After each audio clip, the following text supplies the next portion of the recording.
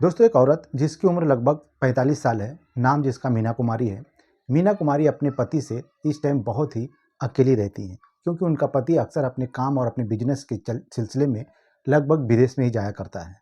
उसके पति को आए हुए 3 महीना हो गया, वो अभी तक घर नहीं आया है। मीना मैडम को बहुत ज़्यादा अपने पति की याद सताती है। तभी उनकी नज़र अपने घर में काम करते हुए एक 18 साल के नौकर के ऊपर पड़ती है। उनका नौकर अभी अभी नहा कर निकला था।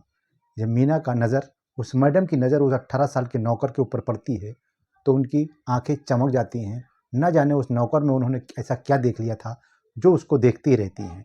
नौकर की जब नज़र मैडम के ऊपर पड़ती है, तो मैडम से पूछने लगता है, क्या हुआ मैडम, आप मेरे को ऐसा क्यों देख रही हो?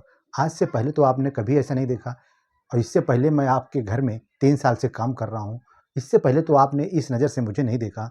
मैडम हंसते हुए उस नौकर को अपने पास बुलाती हैं और उसके सीने पे हाथ रखकर हल्का सा सहलाते हुए बोलती हैं कि तुम मुझे बहुत पसंद आए।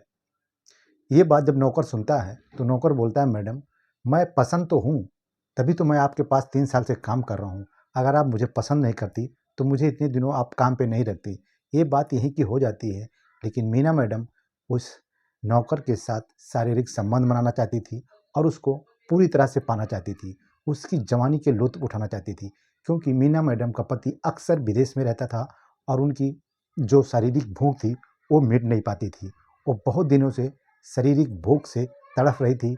उनकी प्यास बुझाने वाला कोई नहीं मिला था।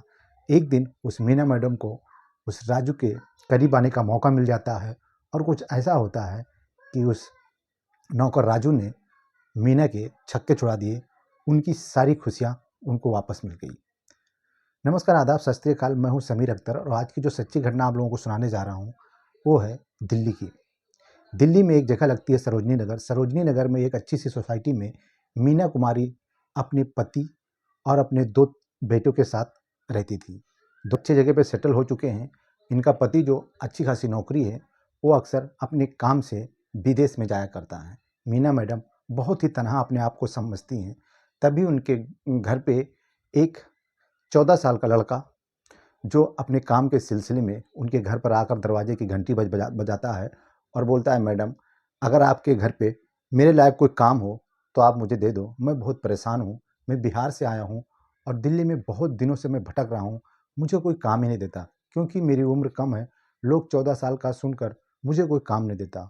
वो मैडम अकेली रहती थी, और मैडम उस लड़के की बात सुनकर अपने घर पे बुलाती हैं और उसको कुछ खाने पीने के लिए देती हैं। बोलती है, तुम मेरे घर पे रहो और मैं अकेली रहती हूँ, तुम मेरे घर के छोटे मोटे काम कर दिया करना और मैं तुम्हें अच्छे खासे पैसे भी दे दिया करूँगी। राजू, जो एक उस घर में नौकरी करने लगता है, एक दिन मैडम उसको कुछ सामान लाने के लिए देती हैं। वो सारे सामान बहुत व्यवस्थित तरीके से लाकर उनको एक एक पैसे के हिसाब भी दे देता है, और होते करते उस नौकर राजू को मीना मैडम के घर में 3 साल गुजर जाते हैं। राजू अब 17 साल का हो चुका था। उसकी कद काठी अब जवान हो रही थी। वो भी बहुत ज़्यादा हैंडसम दिखने लगा था। उस घर में अच्छा खाना पीना भी मिलता था, और वो अब तंदुरुस्त भी हो गया था। वो 17 साल का था, लेकिन उसको देखने के बाद ऐसा लगता था ये लगभग 25-26 साल का नौजवान छोकरा है। वो दिखने में खूबसूरत था, और उस अच्छे से घर उस मैडम की देख रेख में वो लड़का पल रहा था। और जब वो जवान हुआ, तो एक दिन मीना मैडम की नज़र उस राजू नौकर को नहाते हुए पड़ जाती है। वो लड़का अपने सारे कपड़े उतार कर नहा रहा था, और जैसे मीना मैडम की नज़र उस राजू के ऊपर पड़ती है, तो ये अंदर ही अंदर मचल जाती हैं और इतनी खुश होती हैं कि हमारे घर में हमने एक ऐसा हीरा पा लिया है जिसकी कल्पना भी नहीं की थी कभी मीना मैडम ने। दोस्तों, मीना मैडम उसको राजू के ख्यालों में खोने लगती हैं। तभी राजू तौलिया लपेट कर बाहर आता है, और मीना मैडम को जब अपनी तरफ देखता है, तो बोलता है, मैडम ऐसा क्या देख रही हो? मैं आपके घर में 3 साल से, लेकिन आपने इस नज़र से हमको कभी ऐसे नहीं देखा। वो इतनी बात बोलकर चला जाता है। मीना मैडम उसके ख्यालों में खो चुकी थी। उसको पाने की हर वो जद्दोजहद करने की कोशिश कर रही थी, जिससे राजू को अपने करीब लाया जाए। लेकिन रात में जब वो मीना मैडम राजू को खाना देती हैं, तो उसको एक गिलास दूध देती हैं, और दूध में एक शक्तिवर्धक गोली, जो मर्दानगी बढ़ाने के लिए होती है, वो गोली उसमें मिलाकर उस राजू को पिला देती हैं। राजू खाना खाता है, दूध पीता है। दूध पीने के 10-15 मिनट के बाद उसके दिमाग में ना जाने ऐसा कौन सा तूफान वो आने लगता है कि वो मैडम के कमरे पे आकर उनसे बहकी बहकी बातें करने लगता है।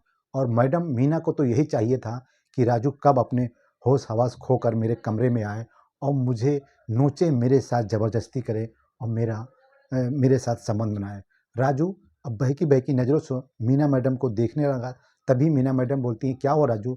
तो वो मीना मैडम को बोलता है, मैडम मैं आपसे माफ़ी चाहता हूँ, लेकिन मेरे दिमाग, मेरे शरीर में ना जाने ऐसी कौन सी ताकत आ गई है कि मुझे कुछ भी करने को होता है और मैं आपको देखकर मचल रहा हूँ, परेशान हो रहा हूँ। मुझे आपके साथ कुछ करने की इच्छा हो रही है। मीरा मैडम जब उसकी बातों को सुनती हैं तो बहुत ही ज़्यादा खुश होती हैं और अपने एक-एक कपड़े उसके सामने उतार देती हैं। बोलती है, राजू जो तेरी इच्छा है वो मेरे साथ कर ले।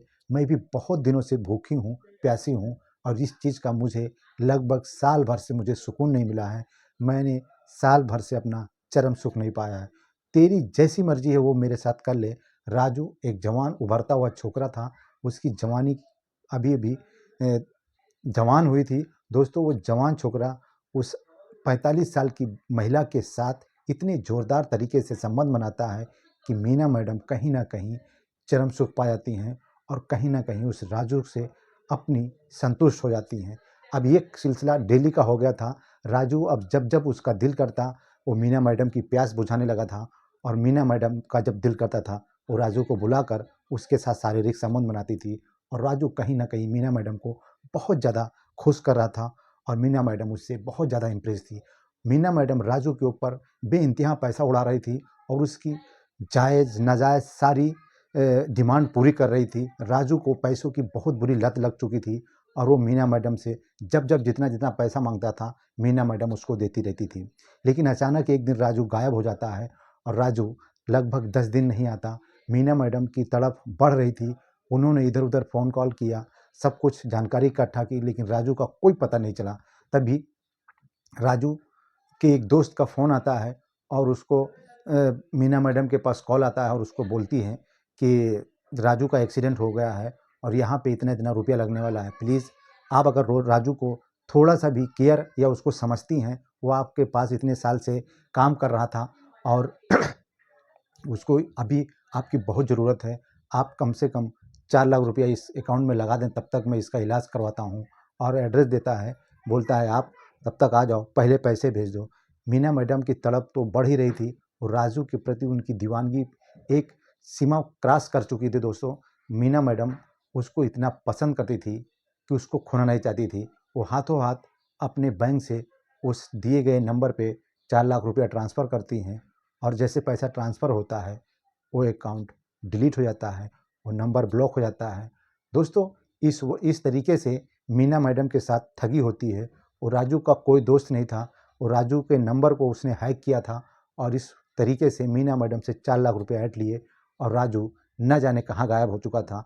लगभग 10-15 दिन के बाद वो घर पे आता है, मीना मैडम के घर पे आता है और मीना मैडम से अपनी पूरी दास्तान बताता है कि मुझे कुछ लोगों ने किडनैप कर लिया था और मेरे साथ ऐसा-ऐसा बर्ताव कर रहे थे, मुझे इतना मारा है, पीटा है। लेकिन मीना मैडम को उसकी बातों पे ज़रा-सा विश्वास नहीं हो रहा था क्योंकि उन्होंने 4 लाख रुपया इस राजू की वजह से किसी ठग को दे दिया, किसी हैकर को दे दिया। दोस्तों आज के ज़माने में ऐसी बहुत सारे केस हो रहे हैं, ऐसे बहुत सारे लोगों को लूटा जा रहा है। तुम्हारे रिश्तेदार और तुम्हारे भाई, तुम्हारे बहन, तुम्हारे माँ-बाप को बताकर कि तुम्हारा भाई का एक्सीडेंट हो गया है, तुम्हारे बेटे का एक्सीडेंट हो गया है, तुम्हारा बेटा ऐसा है, वैसा है। ऐसी सब बातें बताकर आप लोगों को गुमराह करके कॉल किया जाता है और आपसे उसके बदले पैसे ऐंठ लिए जाते हैं। दोस्तों इस कहानी को सुनाने का उद्देश्य सिर्फ़ और सिर्फ़ आप लोगों को सतर्क और सजग करना है, किसी को परेशान करना नहीं है। तो प्लीज़ इस वीडियो को लाइक करें और मेरे चैनल पे नए हैं तो मेरे चैनल को सब्सक्राइब ज़रूर कर लें। ऐसी और कहानी सुनने के लिए मिलता हूँ एक नई